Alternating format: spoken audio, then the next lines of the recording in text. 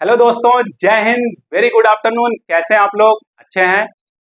I hope आप लोग अच्छे होंगे। आज संडे है, पढ़ाई के साथ साथ आप लोग इंजॉयमेंट भी कर रहे होंगे, जो कि बहुत जरूरी है। आपका दिमाग फ्रेश रहेगा, जिससे आप पढ़ाई अच्छे से कर सकेंगे। ओके। और एक चीज ध्यान दीजिएगा, आपके एग्जाम्स आ रहे हैं, तो आप जो नोट्स बनाए हैं, प्लीज आप उसको रिविजिट करिए, उस नोट्स को देखिए, क्योंकि बहुत से लड़के बच्चे नोट्स तो बना लेते हैं, फिर जब एग्जाम आते हैं तो रिवाइज नहीं कर पाते हैं। तो जो जितना समय उन्होंने स्पेंड किया है नोट्स बनाने में, वो सब बेकार चला जाता है। तो आप एक जल्दी से आप अपने पेजेस को फ्लिप करिए, देख लीजिए, एक बार पलट कर देख लीजिए कि क्या आपने नोट्स बनाए हैं। जो इंपॉर्टेंट पॉइंट्स होंगे आप जरूर अंडरलाइन किए होंगे, उसको आप एक बार देख लीजिए, जिससे क्या होगा कि आपके माइंड में वो प्रोसेस करता रहेगा। जब एग्जाम में अगर आप उस तरीके से क्वेश्चन देखेंगे तो आप उसको सॉल्व कर सकते हैं। ओके, तो चलिए हम लोग आज क्लास स्टार्ट करते हैं। क्लास आज बहुत इंटरेस्टिंग क्लास है। क्या है? उत्तर प्रदेश के पूरा क्लाइमेट के बारे में। अभी हम लोग उत्तर प्रदेश की सीरीज स्टार्ट किए हैं, जो कि अगर आप कोई भी एग्जाम लिख रहे हो, अगर उत्तर प्रदेश से रिलेटेड कोई भी क्वेश्चन पूछा जाए, कोई भी क्वेश्चन, उत्तर प्रदेश की हिस्ट्री से, उत्तर प्रदेश की ज्योग्राफी से, उत्तर प्रदेश के इकोनॉमिक्स से, उत्तर प्रदेश के पॉलिटिक्स से, उत्तर प्रदेश के एडमिनिस्ट्रेशन से, कुछ भी क्वेश्चन पूछा जाएगा किसी भी एग्जाम में, यूपीएससी हो, उत्तर प्रदेश पीसीएस हो, या एनी अदर एग्जाम, या उत्तर प्रदेश एसआई से रिलेटेड हो, कोई भी एग्जाम, अगर कोई भी एग्जाम में कोई भी क्वेश्चन उत्तर प्रदेश से रिलेटेड पूछा जाएगा, आप 100% कर लेंगे। हम एक भी टॉपिक को छोड़ने वाले नहीं। अभी हम पढ़ रहे हैं क्या? उत्तर प्रदेश की ज्योग्राफी पढ़ रहे हैं, तो उसकी सीरीज है। उत्तर प्रदेश की ज्योग्राफी में 2 और लेक्चर है। आज एक लेक्चर चलेगा, एक लेक्चर और होगा, उसके बाद हिस्ट्री स्टार्ट होगी, फिर उसके बाद इंडियन उत्तर प्रदेश की पॉलिटिक्स स्टार्ट होगी, उत्तर प्रदेश की इकोनॉमिक्स, उसका एडमिनिस्ट्रेशन के बारे में। और उत्तर प्रदेश में जो मशहूर चीजें हैं हर डिस्ट्रिक्ट के, उसको देखेंगे कि कुछ भी पॉइंट छूटे ना। 9-10 लेक्चर के अंदर उत्तर प्रदेश से रिलेटेड कोई भी आप एग्जाम लिखेंगे, आपके एक नंबर भी नहीं कटने वाले हैं। आप बस इस लेक्चर को देख लीजिएगा आराम से। ओके। और अगर ये लेक्चर पसंद आए तो प्लीज इसको लाइक शेयर सब्सक्राइब जरूर करिएगा, और अंत तक जरूर बने रहिएगा। तो चलिए स्टार्ट करते हैं climate of Uttar Pradesh. Climate of Uttar प्रदेश।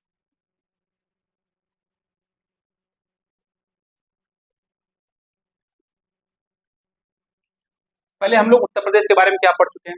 उत्तर प्रदेश के जियोग्राफिकल लोकेशन के बारे में पढ़ चुके हैं अच्छे से।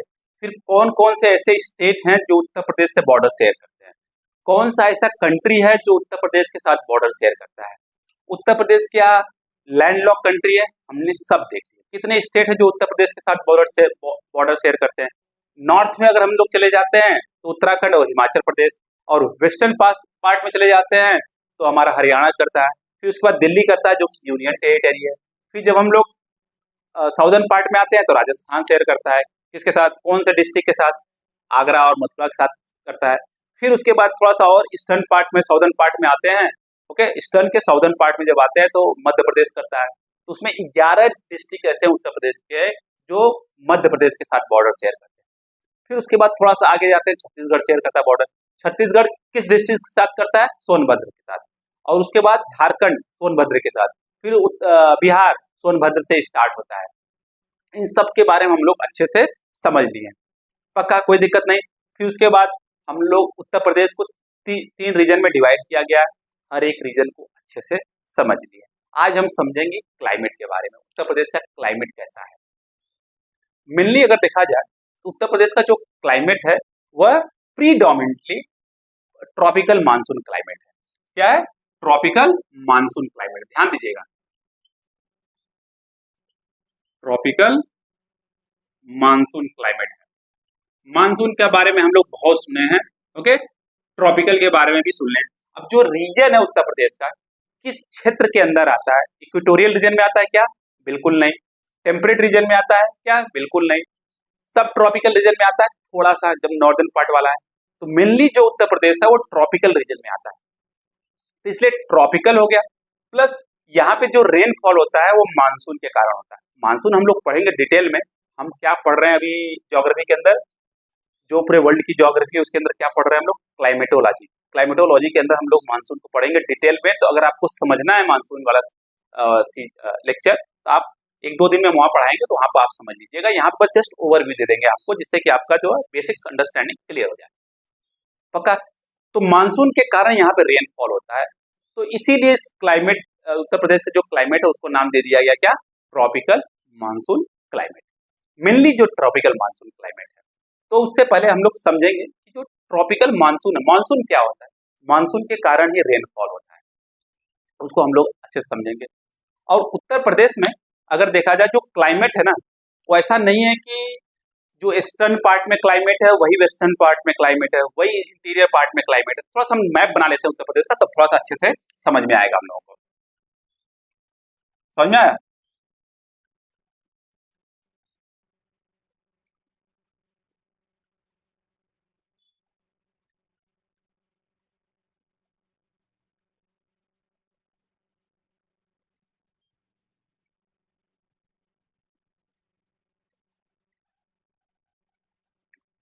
ओके, ये हमारे क्या हो गया, उत्तर प्रदेश का मैप हो गया। अब ऐसा तो है नहीं, ध्यान दीजिएगा, क्योंकि जो ईस्ट वेस्ट स्ट्रेच है, जो फैलाव है उत्तर प्रदेश का, वो लगभग लगभग कितना है, 650 किलोमीटर, 650 किलोमीटर स्ट्रेच है। तो ऐसा तो है नहीं कि जो क्लाइमेट यहाँ पर होगा उत्तर प्रदेश में वही क्लाइमेट यहाँ पर होगा, पक्का। तो डिफरेंट डिफरेंट है, इसलिए। और उत्तर प्रदेश का जो ईस्टर्न पार्ट है वो क्या है, लो लैंड है। सी लेवल से जो इसकी हाइट है वो लगभग लगभग आप जानते ही हैं 300 मीटर है, ऑलरेडी हम लोग देख चुके हैं। अब जैसे जैसे वेस्टर्न पार्ट और नॉर्दर्न पार्ट में जाते हैं तो हाइट बढ़ती चली जाती है। और हमको एक चीज अच्छे से पता है, जैसे हम लोग सी लेवल से ऊपर चलते चले जाते हैं तो क्या होता है, टेम्परेचर में गिरावट होनी शुरू हो जाती है। 165 मीटर जैसे ऊपर जाते हैं तो 1 डिग्री टेम्परेचर कम हो जाता है, जिसको हम लोग नॉर्मल लैंड स्लाइड बोलते हैं। ये आप लोग इतने बुद्धिमान है, अच्छे से जानते हैं। ठीक इसी कारण जो उत्तर प्रदेश में जो लैंड है उसमें डिफरेंट डिफरेंट के वेरिएशन है, कहीं लो लैंड है, कहीं थोड़ा सा प्लेट्यू है, कोई कहीं हाई लैंड है। इसलिए जो क्लाइमेट होता है वह वेरी करता है। इसलिए उत्तर प्रदेश के क्लाइमेट में वेरिएशन है, ऐसा नहीं है कि केवल और केवल हमारा क्या है, ट्रॉपिकल मानसून क्लाइमेट है। समझ में आ गया? हाँ, प्रीडोमिनेटली आप कह सकते हो कि मेनली जो है ट्रॉपिकल मानसून क्लाइमेट है। समझ में आ गया? अगर एग्जाम में पूछा जाता है कि उत्तर प्रदेश का जो क्लाइमेट है क्या है, 4 ऑप्शन दे दिया, तो अगर उसमें ऑप्शन क्या है ट्रॉपिकल मानसून, तो डायरेक्ट टिक करो, +2 मार्क्स मिल जाएगा। ओके, बिना सोचे समझे। पक्का समझ में आ गया? एक किस रीजन में है, ट्रॉपिकल रीजन में, और मानसून के कारण यहाँ पर रेनफॉल होता है, इसलिए हम इसके क्लाइमेट को क्या बोलते हैं, ट्रॉपिकल मानसून क्लाइमेट। क्लियर हो गया? अब देखिएगा, जो उत्तर प्रदेश का ईस्ट वेस्ट स्ट्रेच है बहुत ज्यादा है, 650 किलोमीटर है। इसलिए क्या है, इसको मेटेरोलॉजिकली दो पार्ट में डिवाइड कर दिया गया। मेटेरोलॉजिकली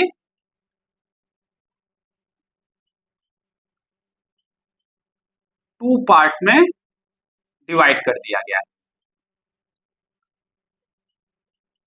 समझ में आ गया? पक्का, क्योंकि जो लाइक मिड, कहीं बीच से दो पार्ट में डिवाइड कर दिया। इस पार्ट को बोल दिया गया उत्तर प्रदेश ईस्ट, इस पार्ट को बोल दिया गया Uttar Pradesh waste.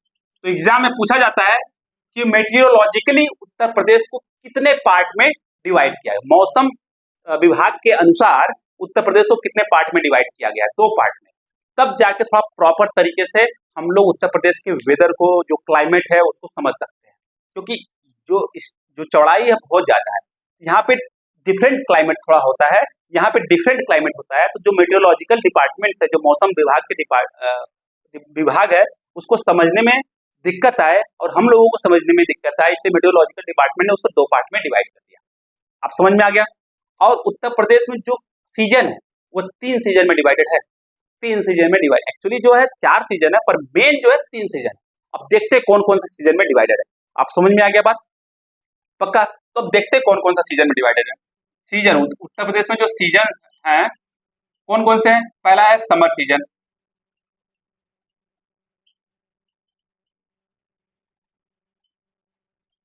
Summer season. इतना आप लोगों को समझ में आ गया? थोड़ा सा अच्छे से हम लोग और पढ़ लेते हैं, लिख लेते हैं, जिससे कि आप लोग नोट्स बना लो। तो जाओ, आप लोग अच्छे से नोट्स बना लो एक बार। मेटेरोलॉजिकली उत्तर प्रदेश को दो पार्ट्स में डिवाइड कर दिया गया, लिख लीजिएगा आप लोग। Season Uttar Pradesh, okay.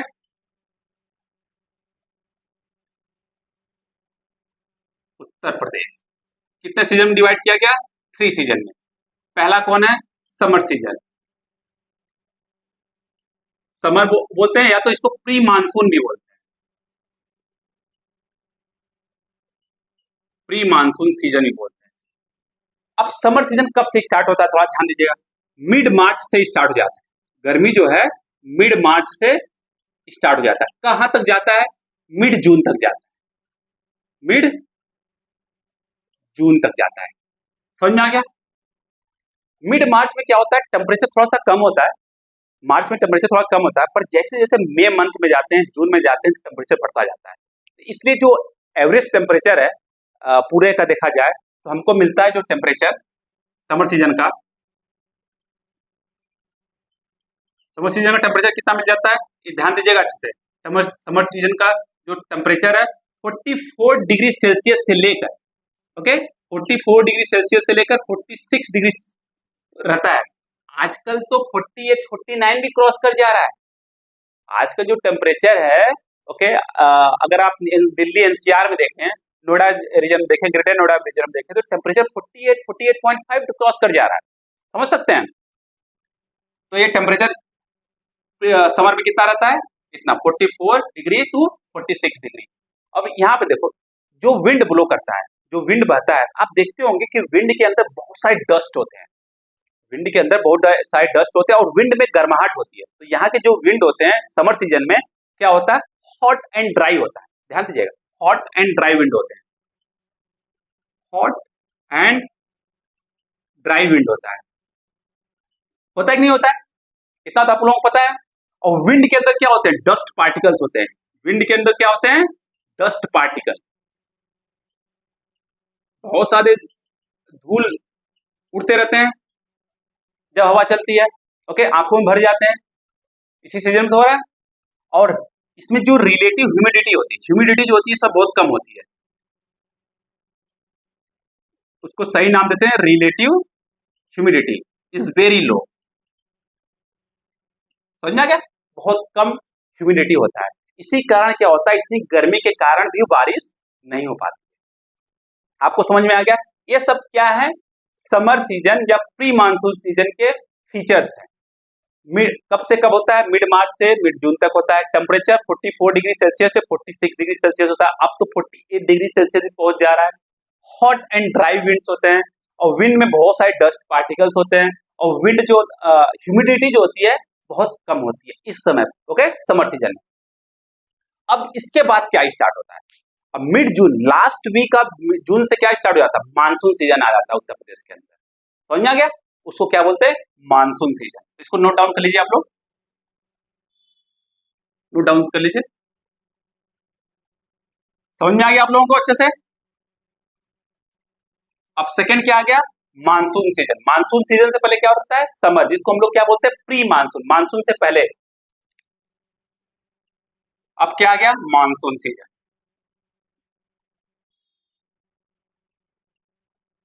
समझ में आ गया? अब मानसून क्या होता है, देखो डिटेल में नहीं जाऊंगा। डिटेल में जब मैं जो ज्योग्राफी में क्लाइमेटोलॉजी पढ़ा रहा हूँ उसमें अच्छे से पढ़ाऊंगा, तो उस वाले लेक्चर को जाके आप लोग देख लीजिएगा। मानसून एक तरीके से जो हमारे इंडिया में बारिश होती है, south and south east Asia में जो बारिश होती है, मेनली मानसून के कारण होता है। होता क्या है, आप एक्चुअली समझिए होता क्या है। होता है जैसे हमारा यह भारत है, थोड़ा सा बता दे रहा हूं।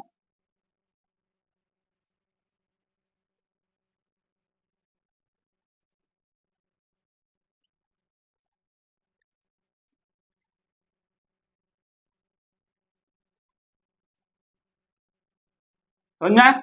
ये हमारा क्या है, भारत है पूरा। अब ध्यान दो, ये क्या है, हमारा अरेबियन सी है।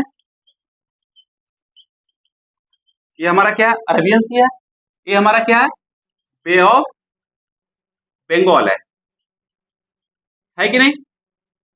और यहाँ पे कहीं हमारा तिब्बत है। ओके, मैं तिब्बत को चाइना का पार्ट नहीं मानता हूँ, चाइना अपने आप कब्जा करके रखा है, पड़ा है, पर तिब्बत है। यहाँ पे तिब्बत, यहाँ पे तिब्बत प्लेट्यू है। तिब्बत प्लेट्यू है, दुनिया का सबसे ऊंचा प्लेट्यू।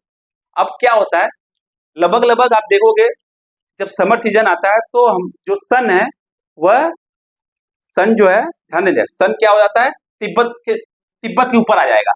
एक्चुअली सन क्या हो जाएगा, तिब्बत के ऊपर आ जाएगा। जब सन तिब्बत के ऊपर आ जाएगा, ऐसा नहीं कि सन मूव कर रहा है, हमारी धरती जो रोटेट हो रही है टिल्टेड है, अपने एक्सिस पे टिल्टेड है, तो हम लोग बोलते हैं क्या कि सन मूव कर रहा है। एक्चुअली सन मूव नहीं कर रहा है, उसको क्या बोलते हैं, apparent movement of the sun. Actually sun move नहीं कर रहा है, हमारी जो अर्थ है वह अपने एक्सिस पे टिल्टेड है, थोड़ी सी टेढ़ी है और अपने एक्सिस पे रोटेट कर रही है व्हाइल रिवॉल्विंग अराउंड द सन। तो एक ऐसा सीजन समय आएगा समर सीजन में कि सन जो है कहां पहुंच जाएगा, तिब्बत के ऊपर।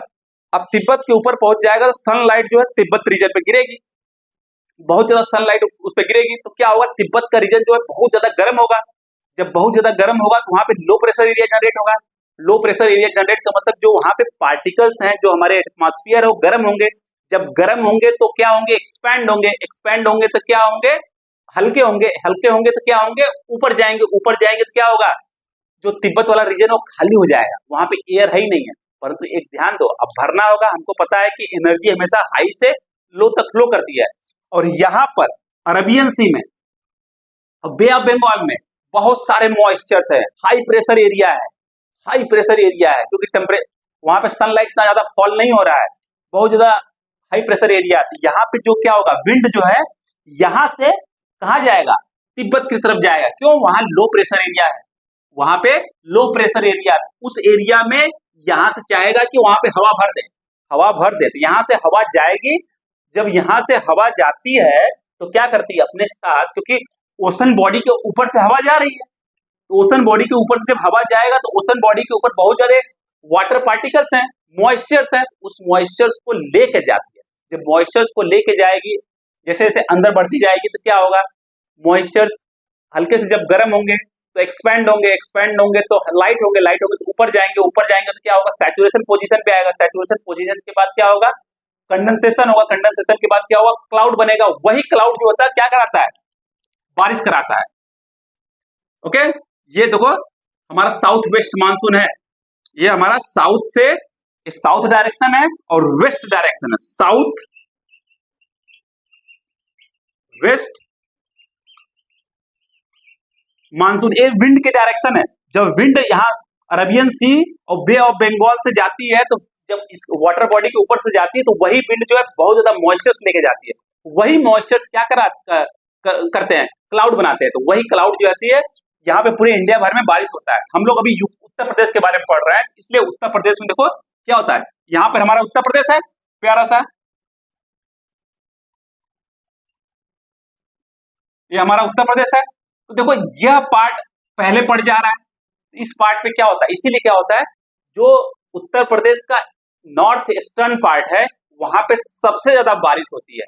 अब यह विंड जैसे जैसे वेस्टर्न पार्ट पे पहुंचते चले जाते हैं तो मॉइस्ट, क्योंकि बारिश यहाँ पे ज्यादा हो गई, अब बादल में से पानी कम हो गया, तो बादल के पास पानी कम है तो वेस्टर्न पार्ट पे जाते, जब जब मिडिल पार्ट पे आते हैं थोड़ा सा बारिश कम हो जाती है। वैसे वैसे जैसे वेस्टर्न पार्ट में पहुंचते चले जाते हैं बारिश और कम होती चली जाती है। पक्का समझ में आ गया, 100%। ध्यान दीजिएगा, ज्यादा परेशान होने की जरूरत नहीं है। एक बस सिंपल से बताइए, सोचिए कि हमारा सन जो है वो तिब्बत प्लेट्यू के ऊपर आ गया तो सनलाइट पड़ेगी वहां पर, और तिब्बत प्लेट्यू गर्म होगा तो वहां के जो पार्टिकल्स हैं वो गर्म हो जाएंगे, तो फैलने शुरू हो जाएंगे, क्योंकि उनको एनर्जी मिल गया तो बर्दाश्त नहीं कर पाएंगे, इधर उधर भागने लगेंगे। जब दूर दूर जाने लगेंगे इसका मतलब तो हल्के होंगे। हल्के होंगे, जब कोई चीज हल्की होती है तो कहाँ जाती है, ऊपर जाती है। ऊपर जाएगी तो खाली जगह हो जाएगा। अब खाली जगह होगा तो ये भरा जगह है, ये कहेगा नहीं उस जगह को हम भरेंगे, तो यहाँ से विंड जानी शुरू होगी। जब यहाँ से विंड जा रही है तो वाटर बॉडी के ऊपर से जा रही है, तो वही विंड जो है मॉइस्चर से अपने साथ लेके जाती है। तो क्या होता है, वही मॉइस्चर जो है, अगर यहाँ पर भी बारिश हो रही है, यहाँ पर भी बारिश हो रही है, पर अभी हम केवल और केवल उत्तर प्रदेश की बात कर रहे हैं। तो उत्तर प्रदेश में जैसे ही ये सब विंड गई तो सबसे पहले उत्तर प्रदेश का ईस्टर्न पार्ट मिला, तो वहां पे बारिश हो गया। अब समझो, क्लाउड है, वहां पे बारिश हुआ तो क्लाउड में से पानी थोड़ा कम हुआ, तो जैसे जैसे मिडिल पार्ट में आएगा थोड़ा सा बारिश कम हो जाएगा। अब वेस्टर्न पार्ट में जाते जाते बारिश और कम हो जाती है। पक्का समझ में आ गया, यह कॉन्सेप्ट है आपका मानसून का। पक्का समझ में आ गया, 100%, कोई डाउट नहीं है। तो इसलिए एग्जाम में अगर पूछा जाए किस जगह पर उत्तर प्रदेश में सबसे ज्यादा बारिश होती है, तो आप ध्यान दीजिएगा नॉर्थ नॉर्थ ईस्ट में, उत्तर प्रदेश के नॉर्थ ईस्ट में सबसे ज्यादा बारिश होती है। फिर जब मिडिल पार्ट में, उत्तर प्रदेश के मिडिल पार्ट में आते हैं तो बारिश उससे कम हो जाती है। साउदर्न पार्ट में आते हैं तो उससे भी कम हो जाती है। और वेस्टर्न पार्ट में उत्तर प्रदेश के सबसे कम बारिश होती है, क्योंकि जो मॉइस्चर कैरिंग विंड होती है वो सूख जाती है। समझ में आ गया पक्का? 100%, नो प्रॉब्लम। ओके। और एक कॉन्सेप्ट है, पूछा जा सकता है कि सबसे ज्यादा फैक्ट है, सबसे ज्यादा कौन सा ऐसा डिस्ट्रिक्ट है उत्तर प्रदेश का जहां पे सबसे ज्यादा बारिश होती है? तो गोरखपुर। हाईएस्ट रेनफॉल डिस्ट्रिक्ट का है उत्तर प्रदेश का, हाईएस्ट रेनफॉल डिस्ट्रिक्ट कौन है? गोरखपुर। कहां पर है? ईस्टर्न पार्ट में। कितना होता है? 184.7 सेंटीमीटर, 184.7 सेंटीमीटर होता है। अब लोवेस्ट रेनफॉल कहां होता है? कौन सा लोवेस्ट रेनफॉल डिस्ट्रिक्ट है? Rainfall district Mathura. कितना होता है समझ लो? 54.4 सेंटीमीटर। अब मथुरा कहां है? यहां पर है मथुरा। गोरखपुर कहां है? यहां पर है। पक्का समझ में आ गया? 100%, कोई प्रॉब्लम नहीं है। ओके। इस ऐसे होती है मानसून से हमारे यहाँ रेनफॉल। और मानसून सीजन कब स्टार्ट होता है? ध्यान दीजिएगा, last week of June, last week of June से लेकर सितंबर मंथ तक होती है। ओके, ये हो गया। अब मानसून में बारिश हुई तो बारिश होगा तो टेम्परेचर में कुछ तो राहत होगी। समर सीजन में क्या था टेम्परेचर? 44 to 46, अब तो 40, 40, 48 भी चला जाता है। तो टेम्परेचर क्या हो जाएगा? थोड़ा सा कम हो जाएगा। टेम्परेचर कितना हो जाएगा? 40 degree to 45 degree, 40 degree to 45 degree temperature हो जाता है। समझ में आ गया? अब देखो, अगर बारिश हुई तो इसका मतलब क्या है? ह्यूमिडिटी, रिलेटिव ह्यूमिडिटी जो होता है एटमॉस्फेयर में ज्यादा हो जाएगी। तो यहाँ पे ह्यूमिडिटी ज्यादा हो जाती है, ह्यूमिडिटी ज्यादा हो जाती है, हाई ह्यूमिडिटी हो जाती है, ह्यूमिडिटी हाई हो जाती है। पक्का समझ में आ गया? 100%, नो प्रॉब्लम। इसको नोट डाउन कर लीजिए आप लोग। ये कॉन्सेप्ट आप लोग को समझ में आ गया? अगर कॉन्सेप्ट न समझ में आए तो प्लीज आप लोग क्या करिएगा, कमेंट बॉक्स में कमेंट कर दीजिएगा, तो हम अच्छे से और एक्सप्लेन कर देंगे। क्योंकि हमको क्लाइमेटोलॉजी में एक्सप्लेन करना है, इसको तो डिटेल में एक्सप्लेन करेंगे, अच्छे से एक्सप्लेन करेंगे। आप कोई डाउट्स छोड़ने का मतलब हम गुंजाइश नहीं रखेंगे, एकदम एक्सपर्ट बना के आपको लोगों को छोड़ेंगे। इसको नोट डाउन कर लीजिए। आप लोगों को अब समझ में आ गया होगा कि मानसून कैसे होता है। अब मानसून अगर इंडिया में आया, अगर जाएगा भी तो, अगर नहीं जाएगा तो फिर आएगा कैसे? हाँ, तो जो ओके, मानसून अगर इंडिया में आया तो जाएगा भी, तो उसको क्या बोलते हैं? जब जाता है उसको क्या बोलते हैं? Retreating monsoon.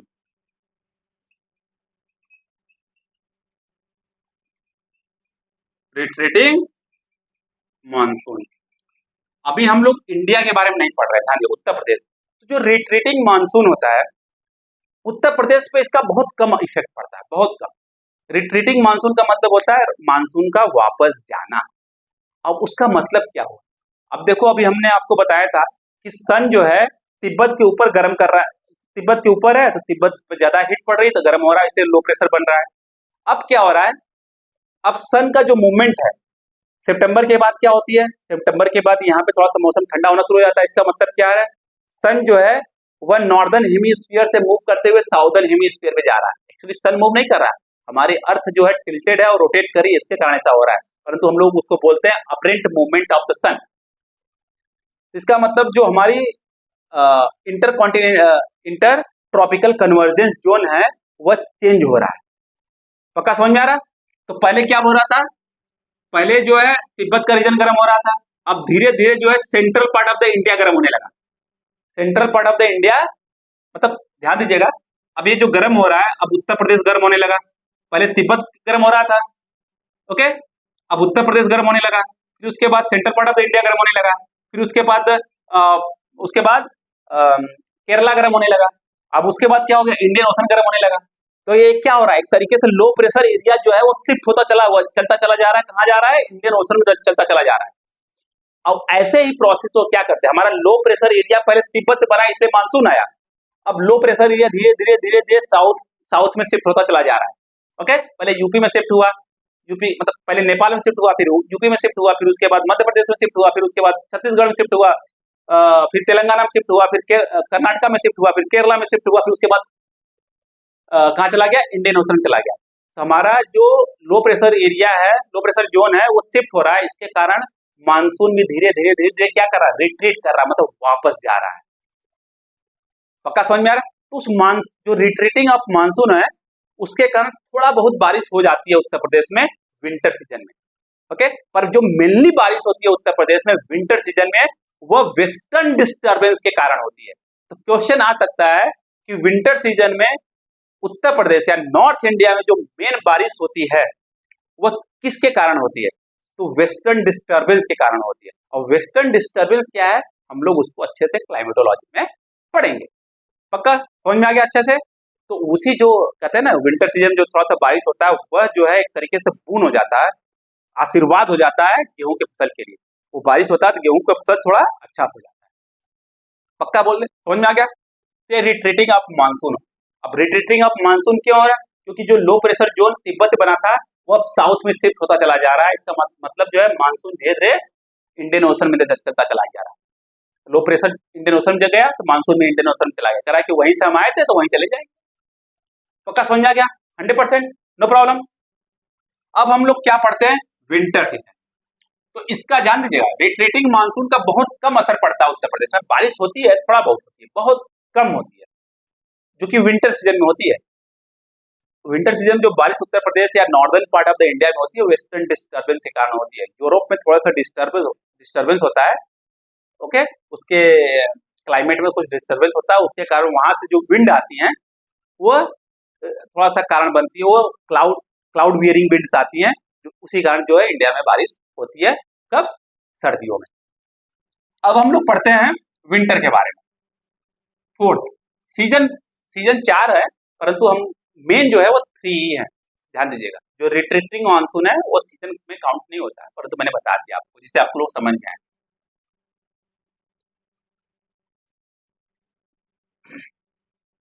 अब विंटर में क्या होता है, अब आप देखोगे कि विंटर सीजन में क्या होता है। विंटर स्टार्ट कब सही हो जाता है, नवंबर से स्टार्ट हो जाता है और फरवरी तक चलता है। अब पूछा जा सकता है आपसे, सबसे कोल्डेस्ट मंथ कौन सा है? तो आपको पता है जनवरी। जनवरी जो है कोल्डेस्ट मंथ होता है।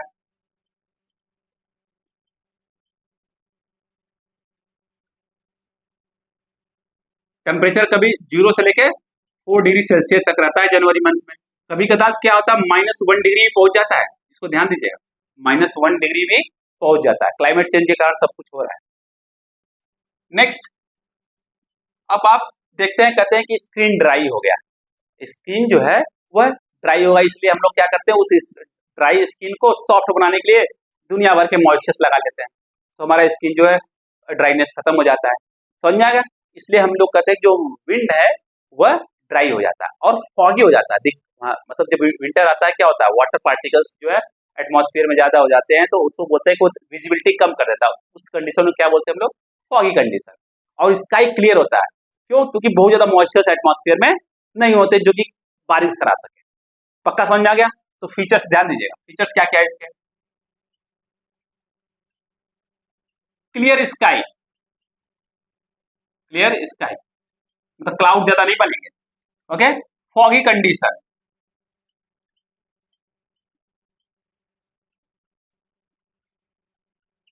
समझ में आ गया? और ड्राई विंड रहते हैं, ड्राई विंड रहते हैं, इसलिए हमारी स्किन जो है थोड़े से रूखे रूखे हो जाते हैं, तब दुनिया भर के मॉइस्चर हम लोग लपेट लेते हैं। ये है विंटर। और विंटर सीजन में क्या होता है, थोड़ा अभी हमने आपको बताया था, वेस्टर्न डिस्टर्बेंस के कारण ही क्या होता है, इंडिया में, northern part of the India में बारिश होती है, जो कि गेहूं के फसल के लिए एक तरीके से आशीर्वाद है। पक्का समझ में आ गया? No problem. तो हम लोगों ने क्या समझ लिया, सीजन समझ लिया। और मेटीरियोलॉजिकली उत्तर प्रदेश को 2 पार्ट में डिवाइड किया गया है, उत्तर प्रदेश ईस्ट और उत्तर प्रदेश वेस्ट पार्ट में डिवाइड किया गया। अब कोई दिक्कत नहीं है ना आप लोगों को। अब उत्तर प्रदेश में अगर पूछा जाए कि सबसे ज्यादा बारिश कहाँ होती है, तो आप जानते हैं जो उत्तर प्रदेश का लो लैंड एरिया है, जो सबसे समुद्र लेवल से जो से नीचे एरिया है, लो लैंड एरिया, वहां पे सबसे ज्यादा बारिश होती है। लो लैंड एरिया में, लो लैंड में कितना बारिश होती है? 150 सेंटीमीटर बारिश होती है। और ईस्टर्न पार्ट में, ईस्टर्न पार्ट में कितना होता है? 115 सेंटीमीटर, 112 सेंटीमीटर होता है। और मैक्सिमम जो लो लैंड एरिया वो ईस्टर्न पार्ट में ही है। ओके, अब हम लोग कहाँ आते हैं? इंटरमीडिएट पार्ट में, जो सेंट्रल पार्ट है उत्तर प्रदेश का। लगभग लगभग 94 सेंटीमीटर रेनफॉल होता है, 94 सेंटीमीटर रेनफॉल होता है। साउदर्न पार्ट में आते हैं,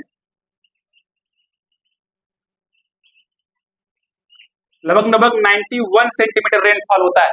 और वेस्टर्न पार्ट में चले जाएं हम लोग,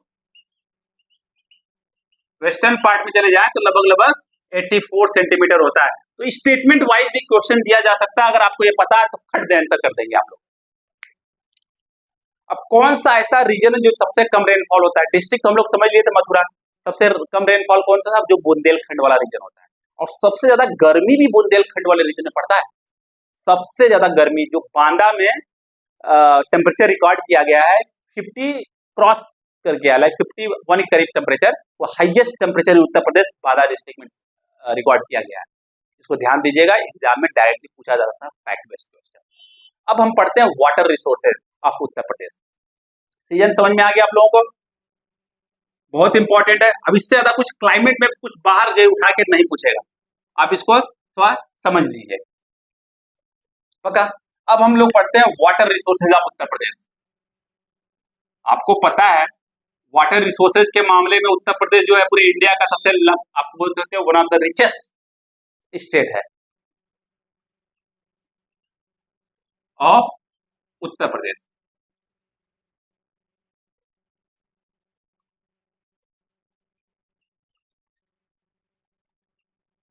ओके, अब देखा जाए वाटर रिसोर्सेज, अगर हम बात करें सरफेस वाटर, सरफेस वाटर मतलब जो सरफेस पे हमको वाटर दिखता है, तो उत्तर प्रदेश एक तरीके से सबसे richest, one of the richest state है पूरे इंडिया भर में। पर जो मेन कारण है वो कौन सा है? गंगा रिवर और उसकी ट्रिब्यूटरीज। गंगा रिवर और उसकी ट्रिब्यूटरीज जो है वो सरफेस वाटर सबसे ज्यादा कंट्रीब्यूट करती हैं उत्तर प्रदेश में। इसको ध्यान दीजिएगा, पक्का समझ में आ गया? तो देख लीजिए, मेजर सोर्स ऑफ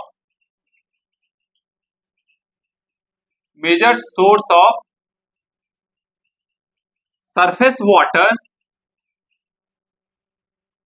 वो कौन है? गंगा एंड इट्स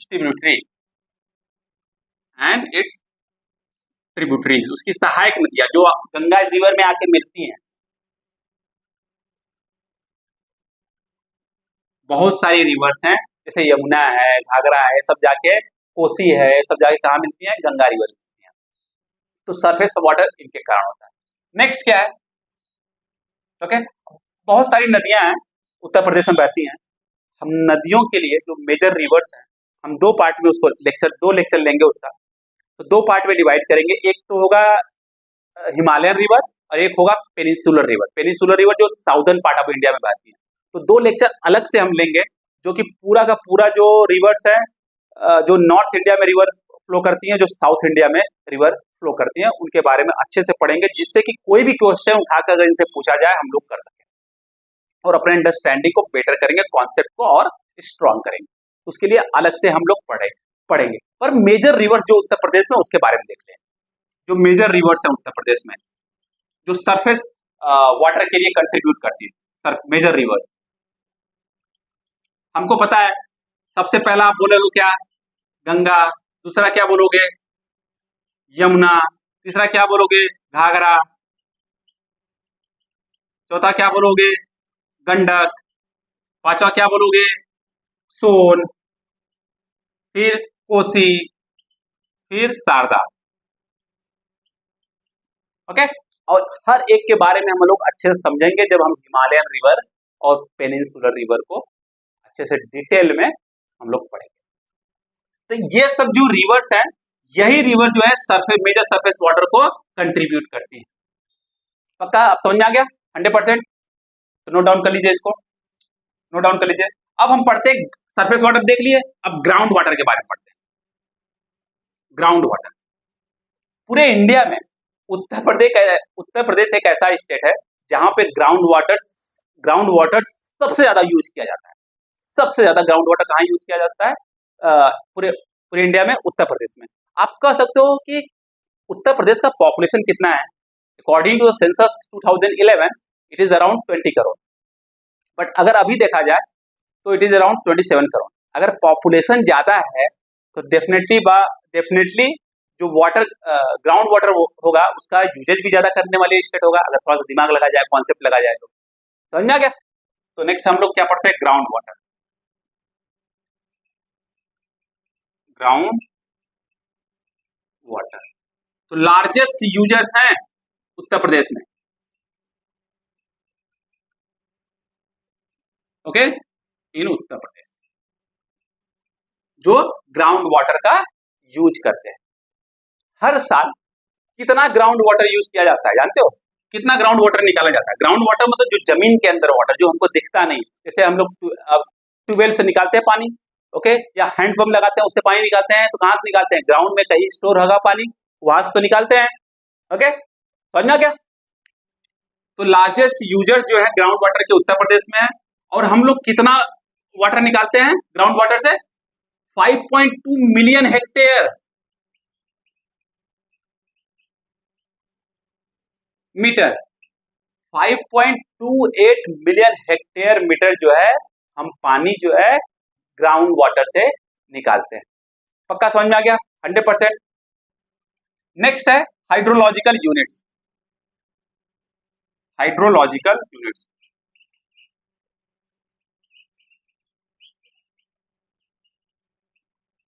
जो वाटर सर्कुलेशन होता है उस प्रकार के।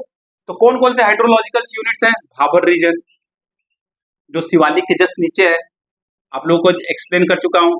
फिर उसके बाद तेराई रीजन आता है, ये भी वाटर रिसोर्स एरिया है। फिर गंगा का जो सेंट्रल प्लेन आता है,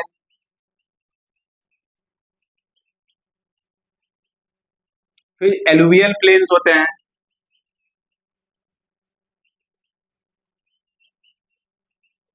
समझ में आ गया? ये क्या है? हाइड्रोलॉजिकल यूनिट्स है उत्तर प्रदेश। फिर आता है लास्ट इरिगेशन।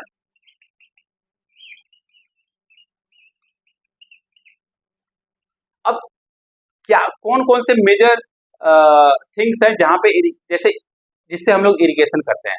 तो उत्तर प्रदेश में अगर देखा जाए सबसे ज्यादा जो इरिगेशन होता है वो होता है केनाल से और रिजर्वायर से। जो बड़े बड़े रिजर्वायर्स बनाए जाते हैं वहां से पानी लेके किया जाता है और केनाल से किया जाता है। पक्का समझ में आया? और आपको पता है केनाल्स और जो रिजर्वायर बनाए गए हैं, वह जो रिजर्वायर, गंगा रिवर है ना, गंगा रिवर पे कोई रिजर्वायर नहीं है। कहां पर है रिजर्वायर?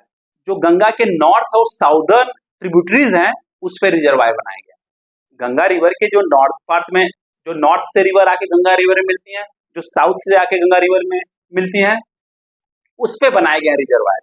तो क्वेश्चन पूछा जा सकता है क्या गंगा रिवर में कोई रिजर्वायर्स हैं? तो आपका आंसर है नहीं, कोई रिजर्वायर नहीं है। वो कौन से कहां पर रिजर्वायर है? जो नॉर्दर्न ट्रिब्यूटरीज हैं और साउदर्न ट्रिब्यूटरीज हैं गंगा पे, उस पे रिजर्वायर बनाए गए।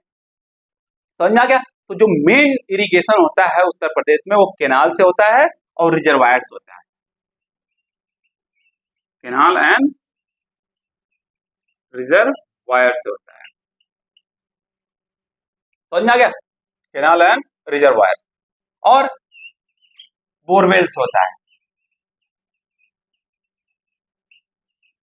परंतु अगर हम ईस्टर्न पार्ट, उत्तर प्रदेश के ईस्टर्न पार्ट में जाते हैं तो हमको पता है कि सबसे ज्यादा रेनफॉल कहाँ होता है?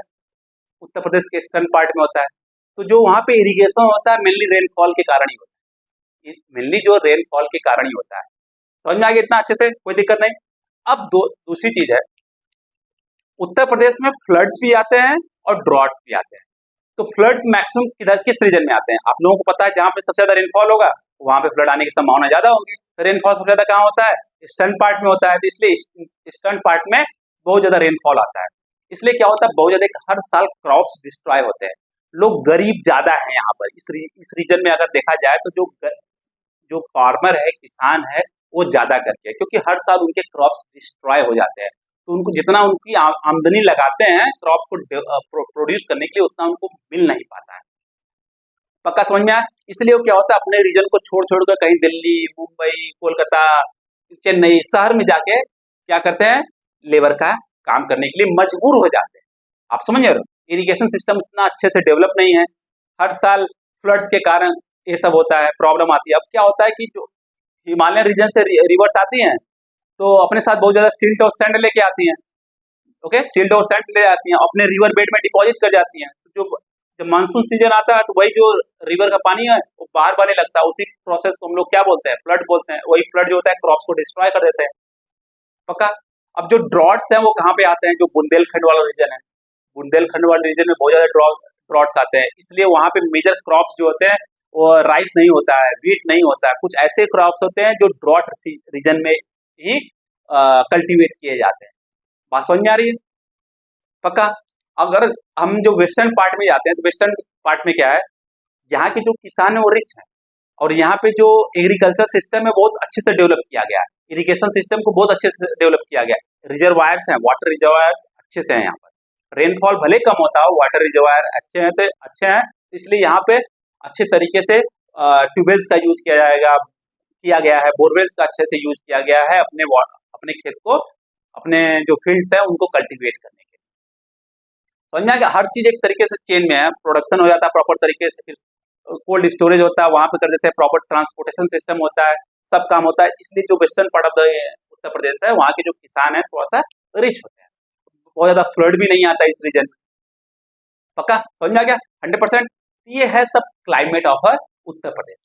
अब उनको नहीं लगता कि आपको कोई डाउट्स होगा तो आप लोग प्लीज कमेंट बॉक्स में कमेंट कर हमसे पूछ लीजिएगा। नेक्स्ट क्लास में नया कुछ पढ़ाने से पहले जरूर आपके डाउट पे हम लोग चर्चा करेंगे और आपके डाउट को क्लियर करने के हर संभव प्रयास हम करेंगे। ओके, तो आज के लिए बस इतना ही।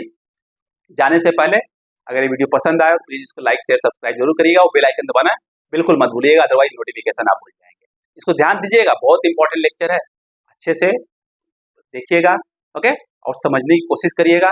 अब आप ध्यान दीजिएगा, उत्तर प्रदेश का जो ग्रेडियंट्स है, जो उत्तर प्रदेश जो है 300 ईस्टर्न पार्ट में 300 मीटर है, फिर जैसे जैसे वेस्टर्न पार्ट में चलते चले जाते हैं ऊंचाई उसकी बढ़ती चली जाती है, इस कारण क्लाइमेट में वेरिएशन भी आते हैं। और सी लेवल से इसके डिस्टेंस जो है धीरे धीरे जो वेस्टर्न पार्ट में बढ़ते चले जाते हैं तो बढ़ता चला जाता है, सी से दूर चलता चला जाता है, इसलिए भी क्लाइमेट में वेरिएशन आते हैं। ये सब तो आपको पता ही, इतना स्मार्ट है आप लोग। पक्का?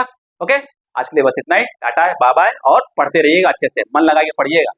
और आज संडे है, थोड़ा सा रेस्ट भी लीजिएगा।